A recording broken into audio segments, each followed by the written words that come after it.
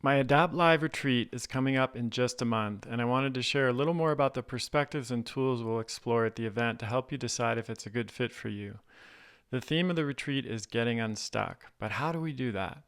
It starts with mindfulness and self awareness. If we're not aware of our habitual patterns and how we get stuck in the first place, we cannot get unstuck. We'll have mindfulness practice each morning, both seated and moving, and mindfulness and self awareness will be closely integrated with everything we do together throughout the retreat. We'll have breakthrough sessions where we explore several different tools for working with a particular issue. These include changing your lens to change your life, understanding how the lens we see through affects our being and doing, and simple tools to create and work with multiple perspectives. Radical self-care. You'll learn practical strategies for how to make time for yourself even when there's no time. Shrinking the change. Breaking up large change into smaller and more manageable steps is a powerful way to get closer to our goals. You'll have a chance to practice doing this at the retreat. Reclaiming focus. We live in a world of nearly constant distractions. Getting unstuck requires us to reclaim our focus and attention, and we'll practice this together at the retreat and discuss strategies for how to maintain focus when you return home.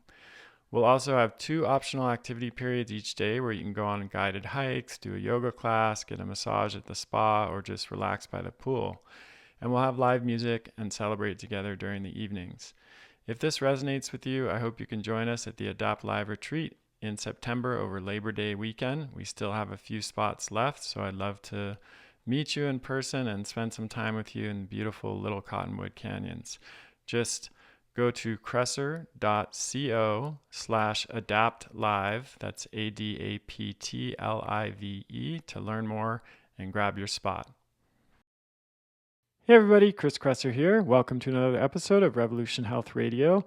This week, I'm really excited to welcome Katy Bowman as my guest. I'm sure many of you have heard of Katy. She's a well-known author, speaker, and leader in the movement, if you will. She's a biochemist by training, but she has really thought deeply about changing the way we move and think about our need for movement. She's written 8 books, including Move Your DNA, which have been translated into more than a dozen languages worldwide. And she teaches movement globally, talks a lot about the dangers of too much sedentary behavior. And I really like her broader, more expanded approach to movement and getting away from thinking about movement solely as exercise and this sort of chore or grind that we do because we know it's good for us, into really kind of embracing a holistic approach to movement as our birthright as human beings. So I really enjoyed this conversation. I think you will as well. Let's dive in. Katy, welcome to the podcast. It's a pleasure to have you on. Yeah, thank you for having me. So maybe we could start with just a little bit of background. You have a very holistic approach to movement that I've always appreciated. Sometimes I think, talking about exercise and movement sometimes it goes down in directions that are not that interesting to me, actually, because it can just be sort of like a chore, something that we do because we have to, or I think a lot of people have a relationship with physical activity and movement that comes more from a sense of obligation than a sense of pleasure of being in a human body. And I know that that's really a focus of your work, but how did you get interested in this approach that you have to movement? Like what really started that for you? I don't know. It's hard to say because I've been doing it for so long. I mean, my understanding of movement has definitely evolved over a couple of decades. I'm trained as a biomechanist at a university. So the understanding of movement is really exercise or research centric, very health centric. And I definitely started there, just enjoying fitness. But I really took an interest in injury in graduate school and maybe in between, or I think I just ended up working with a lot of people who were injured because I was someone who was degreed in exercise. And so you tend to get all the people who need more than general fitness, who need some special populations. But then after doing it for, a few years, I was like, everyone's sort of a special population in their own way. What we need is a more nuanced understanding of movement. And it just evolved from there. Just my own interest. I mean, I'm very much kind of a nerd in that this is my science and I want to know it really well. And so part of my approach has come from simply understanding what movement is in a very broad way, and then always presenting it in a not the narrow exercise or even physical activity way, because those are three different phenomenon, and there's more phenomenon in there still. So I think it just comes from that. It just comes from talking to a lot of people over a lot of years and appreciating the complexity and trying to distill it down so people can find whatever their motivation is for moving more. Mm-hmm. Yeah, well, let's start with defining some terms, because we just used three there, and you said there's even more nuance within those categories. So movement, physical activity, and exercise. How do you define those terms? What's the difference for you in those terms? And then if there is additional nuance within those categories, what would it be? Well, so movement's the broadest term. It's just really any physical change in the shape of your body or the tissues of your body. So that's really going to be all encompassing. And then physical activity is a research term that looks at those types of movements that use the musculoskeletal system and also will utilize a more than baseline amount of kilocalories or kcals. Like you're talking about something where you're burning some calories a little bit.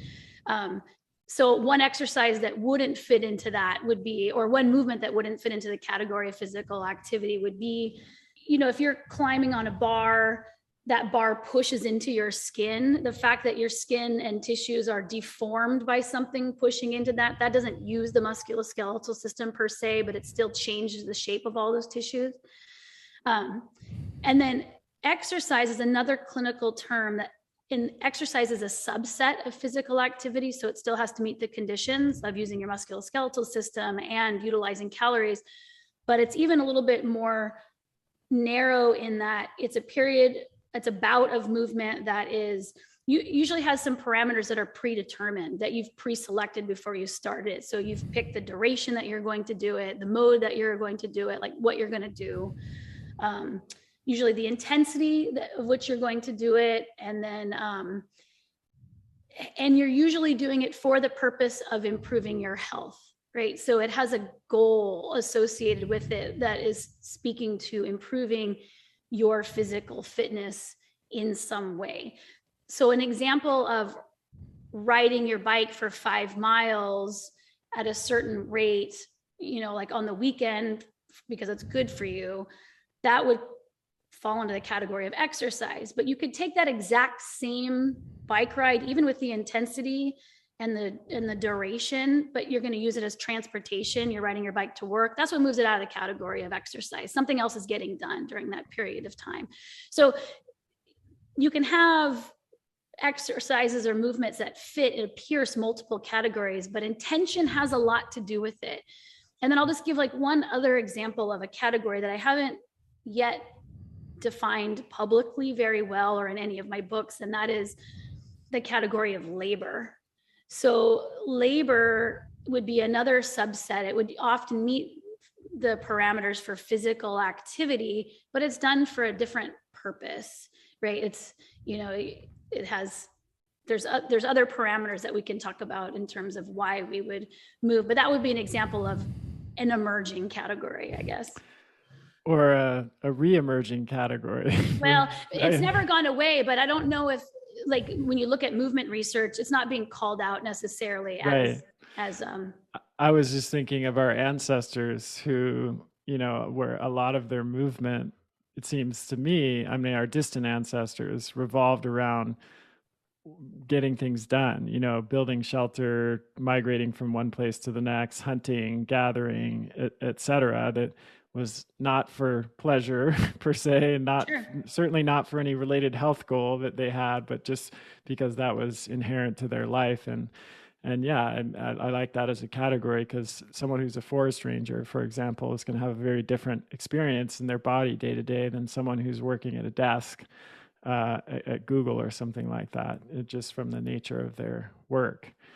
There's this other category that I've heard more recently in the literature, which is non-exercise physical activity, and this isn't my area of expertise, but again, it seems like this was coined to differentiate between the health impacts of periodic exercise. Let's say you go to the gym for an hour 3 days a week, and then the rest of the time you're just sitting at your desk job. I've seen a lot of studies suggesting that is harmful because, or it's not the exercise is harmful, but being sedentary all that time is harmful, even if you're getting the recommended amount of exercise weekly. And that people need to also be thinking about their non-exercise physical activity. What happens outside of those distinct periods of exercise and outside of the periods of being sedentary is also very important to health. Do you consider that as well, or does that sort of just blend into physical activity overall for you? No, non-exercise. I mean, exercise is a subcategory of physical activity. So everything, I think in terms of circles. So you have a giant circle movement, labeled movement. There's a smaller circle labeled physical activity that sits inside movement. And then there's a smaller circle exercise that sits inside of physical activity. But anything that's inside the physical activity circle, but outside the exercise circle, is non-exercise physical activity. So yes, right, that category is there because there's been such a focus on exercise as the only means to moving our bodies more. There's been an understanding of like, oh, it turns out that exercise, in an environment of sedentarism the rest of the time still doesn't pay off as much as exercise surrounded by more movement throughout the day, or also simply a lot of movement throughout the day. And then also because labor as a category isn't really only for the ancestors. When you take a global perspective, or even a broader North American perspective, there are many people who labor for a living. They wouldn't be sedentary like desk workers, but desk workers are a very small population. There's dishwashers, bartenders, farmers, field workers. There are many active jobs out there.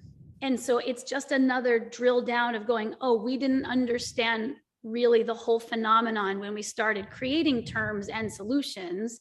Now we understand more. So of course you're going to find that the science becomes more complex because more elements are understood now. Let's dive in a little bit to sedentary behavior. I know that's the focus of your work. It's really kind of an epidemic. I just saw a study, it came out yesterday, so you may not have seen it. This is out of Finland, and it was looking at the impact of sedentary time on type 2 diabetes. And the researchers took a group of people who were mostly sedentary, and then they asked the intervention group to basically spend 1 hour less a day being sedentary, just using light physical activity, not exercises, not non-exercise physical activities. And they had pretty significant reductions in blood sugar, improvements in insulin sensitivity, and improvements in liver health just in, I think it was a 3-month intervention. And of course, there are lots and lots of studies like that. So, what are the trends with sedentary behavior over the past couple of decades, and why is that such a unique problem for human beings? Well, the trends are just sort of been increasing, and it's on a global scale that it's increasing.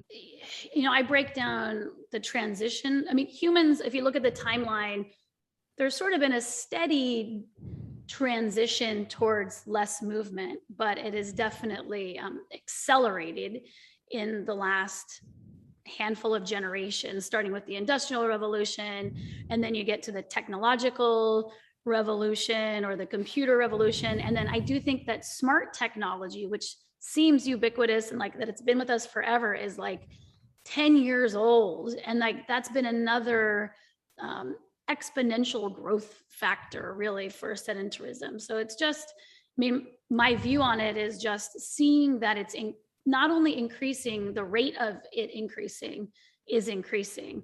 And then I think that the pandemic created even more. I don't think that everyone sees everything in terms of movement, but I certainly do. Convenience, you can think about convenience as saving time, but it also is something that saves movement. So as we've gone to less movement for individuals, we already don't grow much of our food. We're already getting to get it from the grocery store, which is sort of new. It doesn't feel new, but if you just interview your grandparents or your great grandparents, you're going to find that we live in sort of a novel environment. And we've gone from like not growing our food to buying the stuff in the grocery store to now buying the already chopped thing in the grocery store, to buying the already cooked thing in the grocery store, to now parking in front of the grocery store and having the already cooked thing brought to your car. And then now we can just get the full meal. Like there's no labor really involved in the food system for many individuals. And food and movement used to be in a direct relationship. I mean, the reason you moved in the first place was so you could eat. So as we've been the animal that's really shifted how we relate to stuffs on earth, important stuffs, the most important probably being food, but there's other stuffs too, like clothing and shelter. As we've changed the fundamental nature of that relationship, movement seems to be the thing that is lost the most. I mean, I think nutritionists would argue like it's nutrition that's being lost the most, and I would agree with that. But I would also say that it's movement too, and because a mechanical environment is a constant, relatively speaking, you've altered the mechanical environment much more than you have altered the nutritional environment. And then I would also say that my hypothesis for what's driving this, all these things, really has a lot to do with this paradox that we have, which is while human bodies require a tremendous amount of movement, we're simultaneously wired to avoid it when we can. So as we are more clever and build more environments for which movement is not a requirement at all, we take that opportunity every time because we don't really realize what we're trading off. And so I'm just here to name it. Like that's what we're trading off, movement. Yeah, there's so much there to unpack, and I want to investigate some of what you said further, because I think it's really, really important. Have you seen the movie WALL-E? The Pixar film? Sure.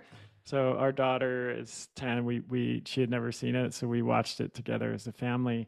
This was, it was made quite a while ago now, but it's amazing how prescient it really was, because for those who haven't seen, this takes place in a future where humans are living on spaceships, and they're basically conveyed around the spaceship on something that seems like a conveyor belt. And all of they're drinking all their meals through a straw. They have a screen in front of their face the entire time, and they never leave their sort of lounge chair that gets conveyed around on the spaceship. And when you were talking about the impacts of COVID and the progression from growing our own food, harvesting our own food, chopping and making our own food, to now, then eventually going to a grocery store and buying those same things, to then buying chopped up things so we don't have to do that, picking up food from the grocery store. And now, of course, with like Uber Eats and Instacart and all these services, not even that. It's just a question, like this is the motion. Yeah, your fingers. For those who are not watching, we're not doing video, but I'm moving my finger on my phone to that's the extent of physical activity that is now required to get a meal. And as you said, in an evolutionary setting, we were adapted to spend as little energy as possible getting our food, because that's just we had to spend so much energy in general that when we could conserve it, we would. And that was just a question of evolutionary fitness. But when that sort of innate biological hardwired desire meets modern technology and meets a global pandemic, which isolated a lot of people and created curbside delivery and all of these sort of delivery services, it's really a confluence of variables that doesn't really work out in our favor in terms of our basic need for human movement. And, I've been seeing a lot of articles about the emerging laptop class and the kind of bifurcation between people who are able to do that, who are able to stay at home, work on the computer, order food, and do all that. And then the people who are out there running around doing those deliveries and still at the grocery store and still growing the food and still harvesting the food and absolutely the things for the laptop. I mean, there's definitely people still moving. So it seems like there's a growing bifurcation that's happening in our economy, both here in the U.S. and elsewhere, between those different groups of people. And I'm curious what, just from a sociological perspective, research perspective, what kind of differences we're going to see in the health and well-being of those folks just from this one variable, changing the amount of movement that is required on a day-to-day basis. Well, I think about stuff like that all the time. Like there's a lot of novel things happening right now. I just finished writing a book about children and really wanted to call out, because I don't know if it's super evident. Even though it is, I don't know how aware of it we are. Like, this is the first generation of children that were born into smart technology. Like, they're sort of the digital native group here. And there is not a real broad understanding of what that will look like going forward. So yeah, lots of questions about, as always, humans have always been changing and cultures have always been shifting, but we are in our culture, in our time. So it'll be interesting as we become the elders, to see like, yeah, that's why we didn't want to do that. Perspective is handy. Yeah, for sure. So, given that we are, as humans, a little bit wired to be lazy, for this, just due to our evolutionary programming, and given that historically, and I think this is changing thanks to people like you, but there's just a lot more options now for movement. There's a lot more focus, I think, recently on finding ways of moving your body that are satisfying and fun, and not just going to the gym and being on the treadmill. Not that I have anything against that necessarily, but maybe better than nothing. But let's say someone is sedentary, or they know they need to incorporate more movement, physical activity into their life, but they have a lot of resistance because maybe they've been conditioned to believe that that's what it matters, is going to the gym and getting on the treadmill or doing the Stairmaster or whatever it is. How do you work with somebody like that? What do you suggest that they do to find their relationship with movement, their body, physical activity, one that they can really develop over time, that can really be satisfying and fun, and then that they'll be way more likely to stick with because it's something that's actually engaging for them? Yeah, I mean, I definitely think that just understanding that equal to our wiring for laziness is our wiring, outside of disability. Like, we have wiring for a tremendous movement capacity. That's going on alongside our also simultaneous wiring for rest and to take ease. But to recognize that if you're not really moving to the amount that you want yet, that it probably has to do with you not finding like your movement jam, so to speak. For many people, exercise is their movement jam. Or if you grew up playing sports, you have found that internal reward system from doing that. But there are many other ways of being physically active that fit into the activities of your daily life. And so the way that I approach it is by showing all of the ways. Like, if you are a naturey person, if you're a gardening person, if you like animals, if you have a young family, if you are a dynamic ager, you want to get started by finding the things that you're already doing in life that you could maybe reverse engineer to find their more movement rich version, right? So many we use so many technologies in our life. we don't even really recognize them as technologies. We've started to call just like digital stuff technologies, but your backpack is a technology. You know, the shoes that you put on your feet, those are technologies. They're the techne of the people. So looking around at the things that you have in your life that are movement saving and removing some of those. And then, trying to find, I always have people start with, what would you like to be doing with your body? Because while people rarely put exercise outside of those who are already exercising, if you make a list of really like what would constitute your best day, chances are there's a movement component there. And so to make that your focus of what you're training for, like even if it's spending time with my significant other or grandchildren, or I've always wanted to travel to this place, it's like put it in terms of movement.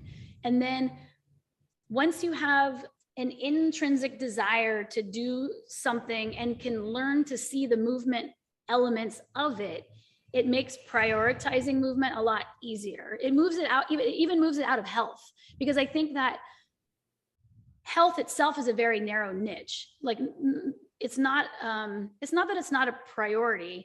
It's just that it's not a worldview for everyone. Like that was something that I really had to learn. Like, oh, there's people who are into their health, and then there's people who are into other things. But again, movement's ubiquitous. So you have to find out like, where is the movement in the thing that you are into, because it is the portal. That will be the portal for you, adhering to regular movement, but more importantly, wanting to move, not just continuing to do something that, you know, you heard on a podcast that you should, or read in a study that it would be better for you if you did. You're connecting it to how you personally view what makes your life a good life. So have you read Atul Gawande's Being Mortal? Mm-hmm. Yeah. So I feel like if for anyone who's read that book, it's sort of aligning with that. Like as humans move through, there's going to be inevitable decline that just comes with aging, but at every stage you can have your optimal experience. And when you reframe your pursuance of movement as not just like adding longevity or freedom from disease, but just enhancing the celebratory parts of your life that you love and want to do at greater volume, that to me has really changed the importance of movement for people.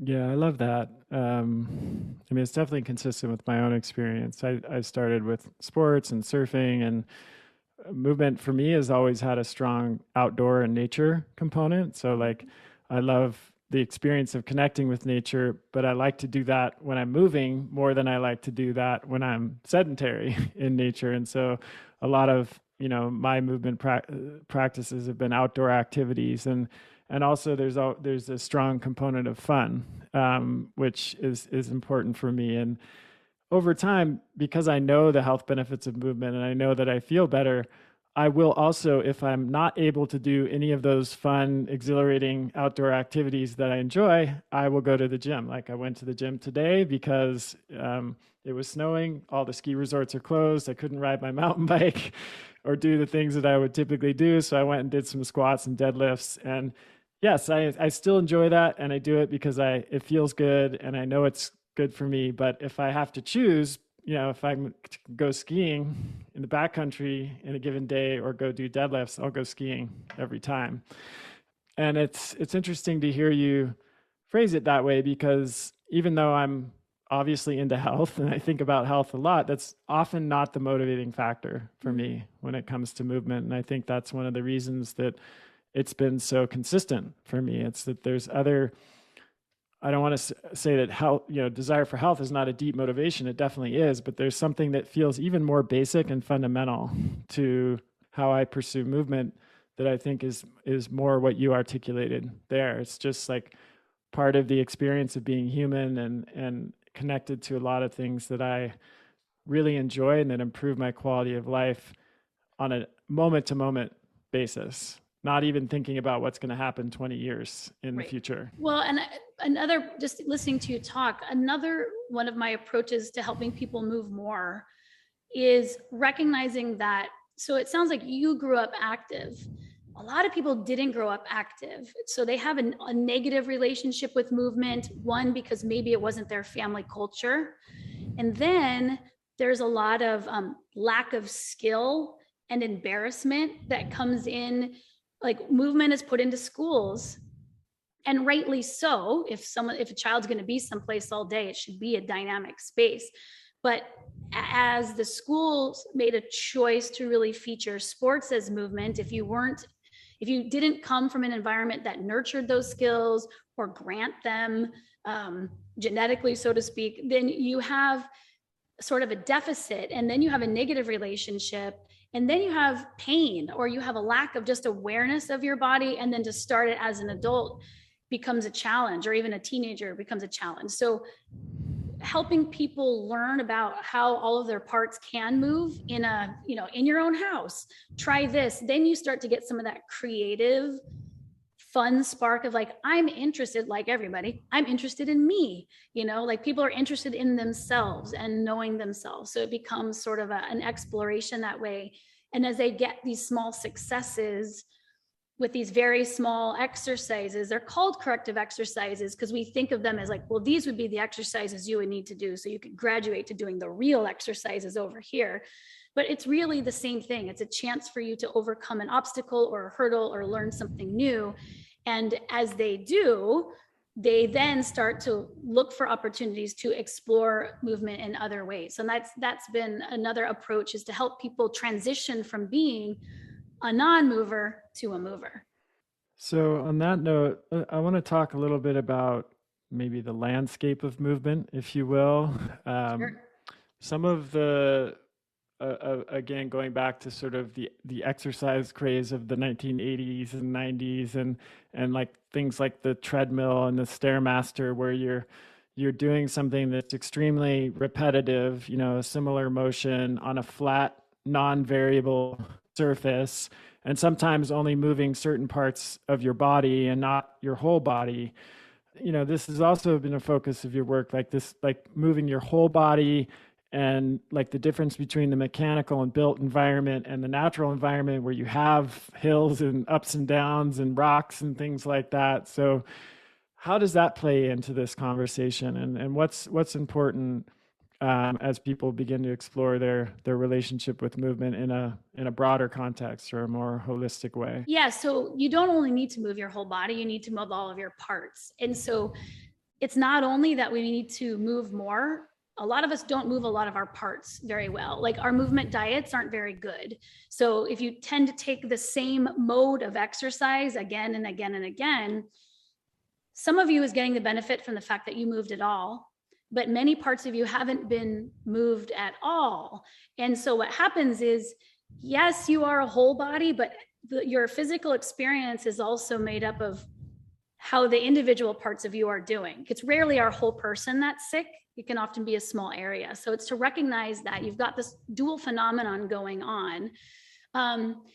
And what terrain does, or movement landscape, is the more complex the landscape, the more parts it moves of you. So if you just take a walk in your neighborhood, if it's cemented, that moves you in a particular way, but you can take that exact same walk in something that's got more complex terrain, and more of you will move for that same bout of movement. So it's just recognizing, again, that the movement of our individual parts, or all of our individual parts, need to be nourished by movement, not only our whole person.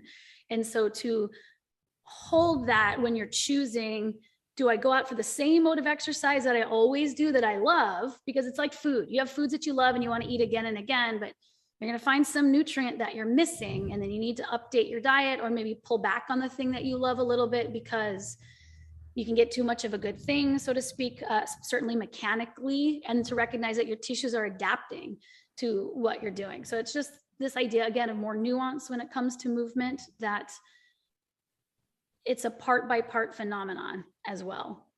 I like the analogy there to diet. So that's something I think people can understand pretty easily, that if you eat the same 6 foods, even if they're really healthy foods, and you eat those at every meal every day, that's going to have a negative impact on your health, because you need a diversity of nutrients from a broad spectrum of foods in order to really thrive. And it's a very similar concept to what you're saying with movement, where if you to use a silly example, if you're just to do bicep curls and that was your only form of exercise, right, you would end up not getting the full benefits of movement, in addition to looking probably quite strange with large biceps and nothing else, that is fit in your body. So I don't think that's gotten a lot of attention, though. I think it's easy for us to fall into habitual patterns of movement. I many people who just go and do the same routine at the gym, and that might also kind of tie back to what we were talking about earlier, is they haven't found a kind of their jam, to use your terms, or their own kind of inspiration. And so they're just really doing it almost like they would brush their teeth or some other thing that they know is good for them. They're reconciled to doing it, and good on them for doing it. But it's lacking that variation because there's not that sense of spark or inspiration there. Yeah, variation is key. And just like eating, there's parts that you enjoy and parts that maybe you don't enjoy as much, but they're all nutrient. I mean, that's what a nutrient is it's an essential, it's a non-negotiable intake. You might choose not to take it, but there's a consequence for not taking it. I mean, that's how they get classified that way. So yeah, there's definitely more mundane movements, but there's ways to make them more enjoyable as well. I'm so excited that we launched my new supplement line, Adapt Naturals, last week. We started with the Core Plus bundle, a daily stack of 5 products that work together to add back in what the modern world has squeezed out and help you feel and perform your best. Our ancestors' diets were rich in the essential vitamins and minerals and phytonutrients we need for optimal function. But today, thanks to declining soil quality, a growing toxic burden, and other challenges in the modern world, most of us are not getting enough of these critical nutrients. The Core Plus bundle was formulated using the principles of evolutionary biology and modern research to fill the nutrient gaps that we face today and replicate the nutrient intakes found in an optimal ancestral diet. Most of us have patched together a cupboard full of supplements without a clear strategy or plan. The Core Plus bundle has been carefully curated to give you everything you need each day, from essential vitamins and minerals like B12, folate, magnesium, and vitamin D, to phytonutrients like bioflavonoids, carotenoids, and beta-glucans. The 5 products in Core Plus support your health from A to Z, from cellular and immune health to brain and nervous system support to blood sugar and heart health. I wanted to provide my readers and listeners with a way to benefit from my 15 years of clinical experience and research without working with me one-on-one as a patient. And Core Plus is that solution. Also, for a limited time only, we're providing free access to the Adapt Naturals Core Reset app to anyone who orders the Core Plus bundle. As powerful as our supplements are, they can't take the place of a healthy diet and lifestyle. The Core Reset app is designed to help you dial in your nutrition, sleep, movement, and stress management so you have a strong foundation to build on with the Core Plus supplement bundle. To learn more and place your first order, head over to adaptnaturals.com. That's ADAPT naturals.com.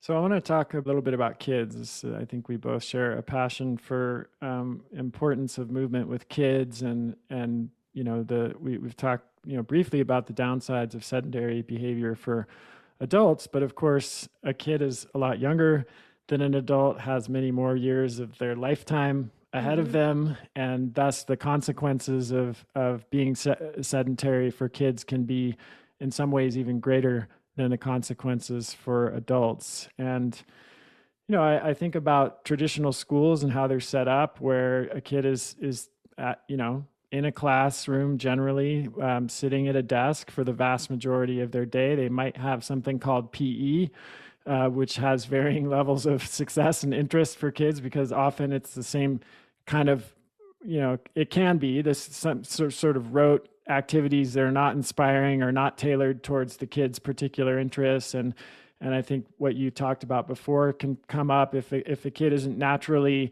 a great athlete or doesn't excel at sports, then maybe they just sort of walk around the edges of the gym during PE and they don't really have a good experience. So how in this kind of environment, which is the reality for most kids, can we encourage and facilitate a better relationship with movement? Oh, I mean, I took a whole book to answer that question because there are many different ways to do it. But just to go back to your point, because I think it's a really important one to stress, sedentary behavior in children has more consequences than sedentary behavior in adults. I mean, just mechanically speaking, you are setting your adult body in childhood. Like, you're not just growing out of that phase and then can make changes when you get older. You are setting the cap on many things. Bone is one of them, right? That bone is the easiest example for people to understand mechanical arguments. So the fact that how you load your bones in childhood or the juvenile period sets the capacity for how you can load them as you get older. That's something important to consider. How do you do it? I mean, I like to go by container. There's so many different approaches that you can take, or areas of your life that you can address. Do you want me to go container by container, or just? Yeah, no, that would be great. Well, so I wrote Grow Wild in order of containers because I was imagining people would probably most often say that time is the biggest hurdle that they have. Like, they can't see where movement fits in as far as time goes, because again, they're thinking exercise. They're thinking of something that happens outside of all of their rest of their life, where nothing else is being accomplished except for physical betterment. That's one of the biggest limitations of exercise, is because it is something that you do oftentimes in isolation of all of your other to-dos. There's no way to really ramp up to the volume that you need, right? Like, because we have many other needs. Now, throughout the human timeline, movement was not done as exercise. It was done alongside all of the other activities that we needed to do. And so in general, that's my approach, is put the movement back into the activities that used to hold it, so that you are still meeting the other needs that you have in your life while also getting movement at the same time. So by container, I started with culture. Culture is a pretty big container. That chapter has a lot to do with the rules that you have. For children, let's talk about in your home. What are the rules that you have in your home that encourage or discourage movement? What's your implicit and explicit rules? So you might not even know the assumptions that you hold around how children should behave, what physical motion is okay, what's considered too loud or rowdy or dangerous. So understanding your relationship as the allo parent, not just for parents, it could be like teachers listening, therapists, anyone who is involved in a space that has children should take themselves through the bias check-in in that section, which are, what are your rules? Ask the children that are in your space what they think the rules are, because chances are that you have rules that you're imparting that you're not even aware that you're imparting. So open that discussion. Second is clothing. We spend a lot of times surrounding our body with casing that doesn't allow our joints to articulate well. It's sort of like a daily costume that you put on. And my famous quote is not famous, but the quote that I often see that I said, sort of being circulated around on social media, is, if you have exercise clothes, what are all of your other clothes then? Because we call them exercise clothes, but we don't call the rest sedentary clothes. Like, we don't call the pants or the jackets that we put on or the shoes that we put on that don't allow our arms to go overhead, or you can't crouch down or bend, or you wouldn't be able to walk a few miles in the shoes that you wear. Like, these are, without realizing it, something that we do to discourage ourselves from moving all day long.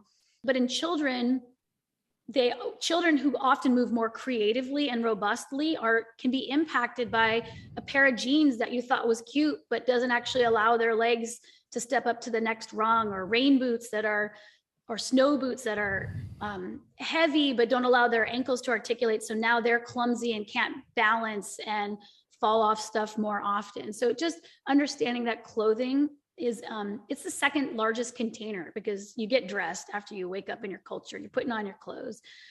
That's really fascinating. I mean, I haven't thought much about that, but the recent like skinny jeans trend is is terrible.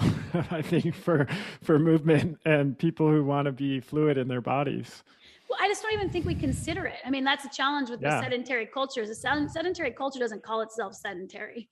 You Yeah. know, like that, like that's not written anywhere down except for, you know, some of my books, maybe. It's not our most glorious descriptive.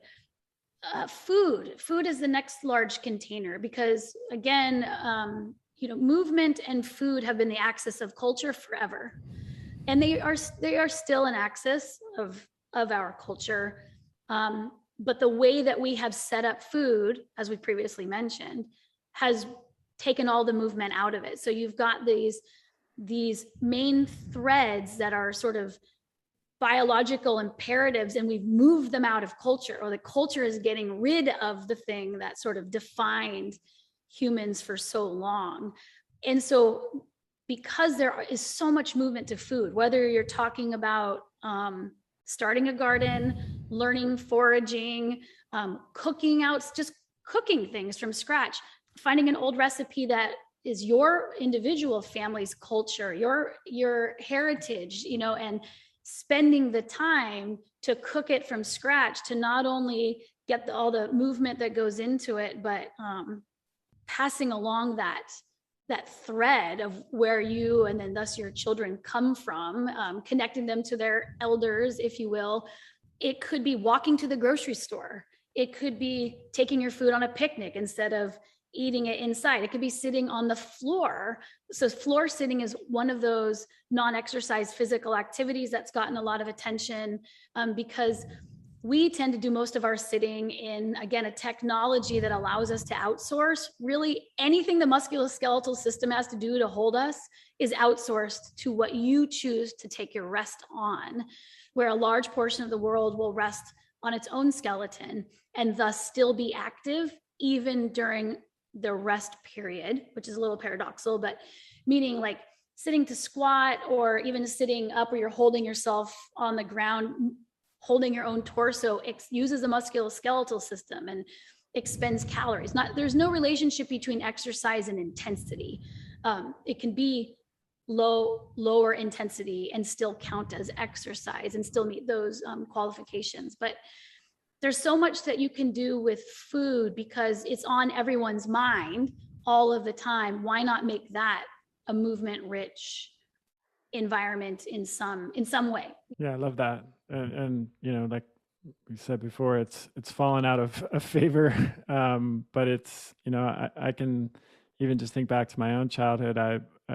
There was a lot of food preparation that went on in our house, and I remember long periods of standing in the kitchen, chopping stuff, mixing stuff together, and that was just kind of built in to my experience growing up. But it's totally possible now that a kid could have none of that, you know, just takeout and delivery food, and very little relationship with that process of being physically, manually involved in food making or food sourcing, you know, collecting mushrooms or growing food or whatever. Yeah.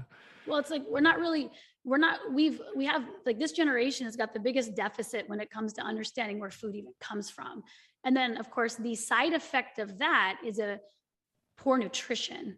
They go together. And so what we're trying to do is boost everyone's nutrition on an individual, but also a government level.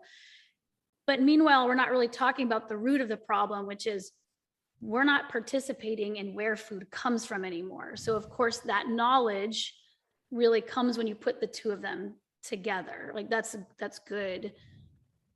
It's good at letting the lessons permeate. And like I am fortunate to get to work with a lot of school children.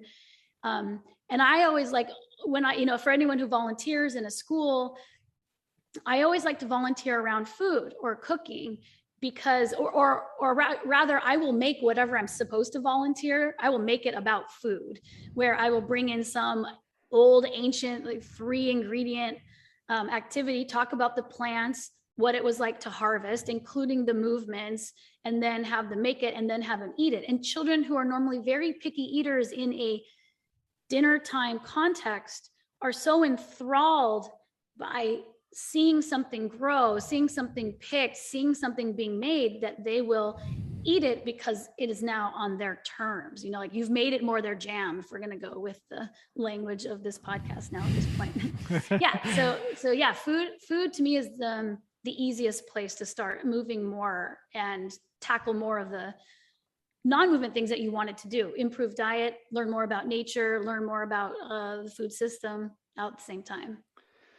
So one of the biggest obstacles that I see with kids and movement is the proliferation of digital technologies in their lives. So that could be everything from video games to, just screens, social media, Instagram, depending on the age of the kid and how they're using it.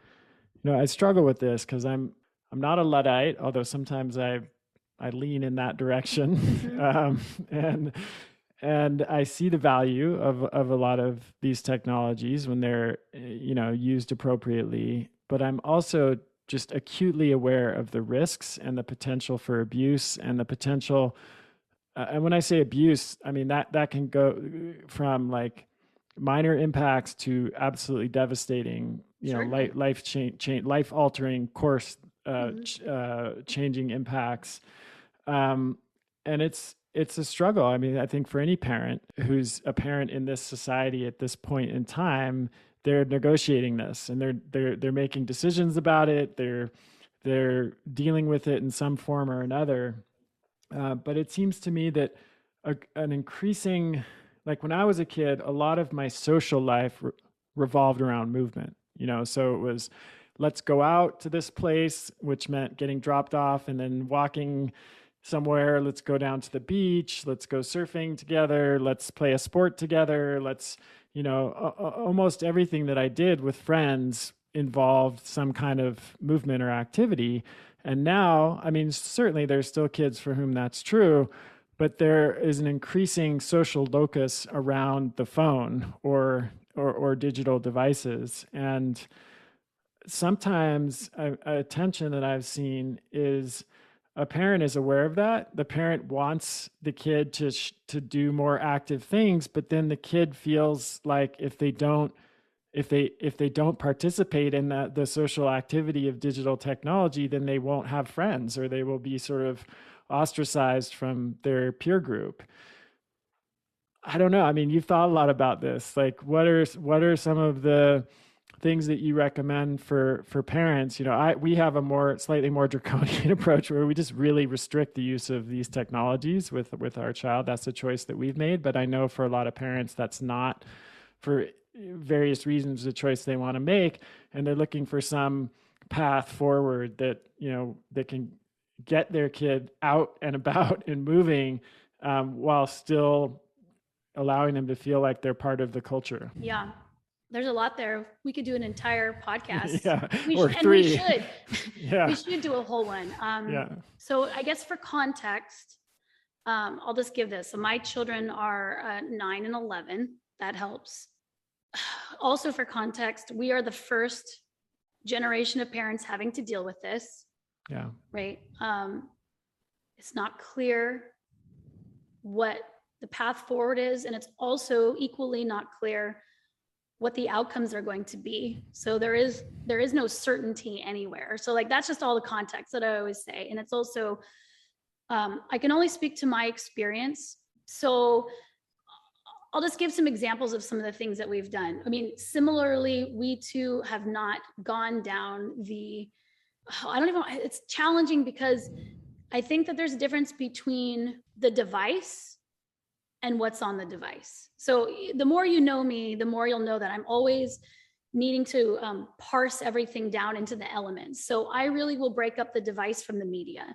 I can't really speak too much from the media because I don't know anything about media besides what every other parent who took an interest would know. But devices, as a biomechanist, I can tell you the effect of devices on position and movement, right? So like, that's more what I'm talking about. So early on, we do very little. We've always done very little media. Like we're a no TV household. Like, so like, that's also the perspective of, these are the choices that we made early on. And we chose to start there rather than have to take a household that's already media rich and reduce it. I don't know anything about that. So I think that that's a lot of times what people are saying is like, I started on a different path. Now I want to adjust. And a lot of my advice would come from someone who made that choice early on. But I will say this has been something that's been going in our community. And I guess I'll give one more thing. I don't think that parenting was ever meant to be done by 2 or 3 or 4 people and their children. I think it's always been the last chapter of Grow Wild is about allo parenting. And like that might be the largest feature that we're missing from the environment right now. The fact that so many things were done in a community. And as we've moved away from community, and I don't think that devices are not related to that. Like I think that the adult use of device, the adult use of technology or media has made it so we need fewer people. We just need our device. And then of course the millions of people that our device depends on, but we don't need anyone local to us who know our children. So in our community, I've spent a lot of time developing a community. One thing I realize is as the kids move into preteen time, they're step away from their parents being everything and their peers being everything. That's a given. So, the more you know about child development is they need to step away from their parents. Where I stepped away, I'm 46, also just for context, where I stepped away was to my peers. And how I did that was at school, before school, after school, always outside, always moving around. Like we had our own space and time. We needed to be away from adults almost, or at least feeling like the adults were controlling the environment. That's a natural step. What's happened is children, people are moving to that step, they don't have any means for communication anymore. So like the thing that I just brought up at our little community group hangout the other day was, hey, if no kid has a landline, then there's no way that they can call each other or talk to each other, just like we all did, unless, can I use your phone? Can I borrow your phone? I just want to text someone really fast. So you get this issue of every single child now needing a phone, every preteen needing a phone, and then also not even talking, texting, which is a completely different, I'm going to say it's, we'll just say that it's not equal to conversation. And then I can see children who are not used to talking to someone on the phone, to having physical conversations, like the skill of conversation is out. So our group, we all decided like, right, we don't have landlines. We took away a thing, or we're hesitant about giving them the thing, but we also didn't realize that we obliterated the thing that was there before, the lower tech thing. And so that has been a solution where now, the kid, whatever they want, I want to talk to my friends, like great, give them a call. And they're memorizing phone numbers, another skill set that I have noticed dwindling down, So that was an example of just something that we came up as a community. But I mean, it's analog sort of, but I think that we forget that we've made an environment where the thing that the child needs doesn't exist anymore except to pass through the phone. Right. Yeah. And I'm smiling because we have landlines here. Actually, I'm probably the only person I know that has landline phone at this point. Yeah, and you now. But there's a couple of things that struck me about what you said and that I've thought about a lot. My wife and I have talked about, and we will have to do another show on kids because I think it's absolutely vital that we talk about this in more detail. But there's the difference between the tool and the competency or capacity that is needed to use that tool. Sure. So you mentioned that, when you take away the landline and you enable texting, you don't just take away the tool and the technology, you take away the capacity to have a conversation. And I read, there's a book called Reclaiming Conversation by Sherry Turkle from MIT, who's been studying the impact of digital technologies since the 1980s, I think. And it was a powerful book that really made a big impact on me because it was a sort of aha moment of, wow, that we're raising generations of kids who don't know how to have a conversation, either in person or on the phone, because those are skills that they have not had to develop because they're relying on text-based digital communication. What are the consequences of that? We don't really know, but we're seeing some significant downsides. I think we can all agree there. I mean, another thing with the landline is people don't even know what those are. Like some of our daughter's friends try to text the landline, and they're like, what's happening here? Why am I not getting a response? So it just strikes me that, we're part of an ecosystem and a context, and we have control over certain elements of that context and ecosystem and an ability to influence certain elements. And there are certain elements that we don't have full control over, and we just have to learn how to respond to in an appropriate way that's consistent with our values. And I think that's a challenge for us as individuals in this society, for us as parents, and of course for our kids. Learning how to navigate this like crazy and ever-changing landscape is hard enough to be a kid, and then to have all of this layered on top is I think an additional challenge that I didn't have to deal with when I was a kid. So I'm sure every generation looks back and said, oh, it was much simpler when I was a kid, and perhaps that's true. But I think there is something to the growing complexity of all of these. And then tying this back to the topic of the show, how that has actually impacted kids' experience of themselves in their bodies, their relationship with their body, their self-image in their body, and how they relate to movement overall is very much influenced by all these digital technologies. So, Katy, thank you for this fascinating conversation. Can you tell everybody where they can learn more about, I think you've written 8 books now, is it? So many. Yeah. It's amazing. You can find me at nutritiousmovement.com. And then from there, you can find anything else that you're looking for. If you're a listener, you can, if you're an audiophile, there's podcasts or audiobooks. If you like to read, there's, like we said, an abundant number of books and hundreds of articles curated by topic. And then of course, social media for regular glimpses of things in action. Yeah. Great. Well, I highly recommend the books. We've got a few of them here at home, and my wife is a Feldenkrais practitioner.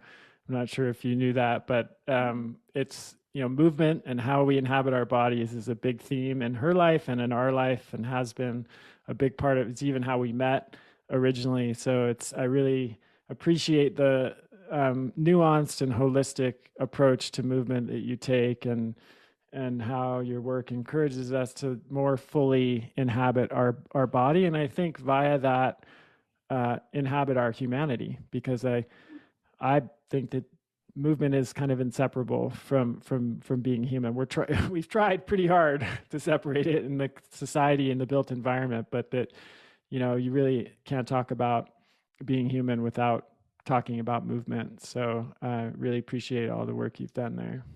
Thank you. Okay, everybody, thanks for listening. Keep sending your questions to chriskresser.com/podcast question, and we'll see you next time. That's the end of this episode of Revolution Health Radio. If you appreciate the show and want to help me create a healthier and happier world, please head over to iTunes and leave us a review. They really do make a difference. If you'd like to ask a question for me to answer on a future episode, you can do that at chriskresser.com/podcast question. You can also leave a suggestion for someone you'd like me to interview there. If you're on social media, you can follow me at twitter.com/Chris Kresser or facebook.com/Chris Kresser LAC. I post a lot of articles and research that I do throughout the week there that never makes it to the blog or podcast, so it's a great way to stay abreast of the latest developments. Thanks so much for listening. Talk to you next time.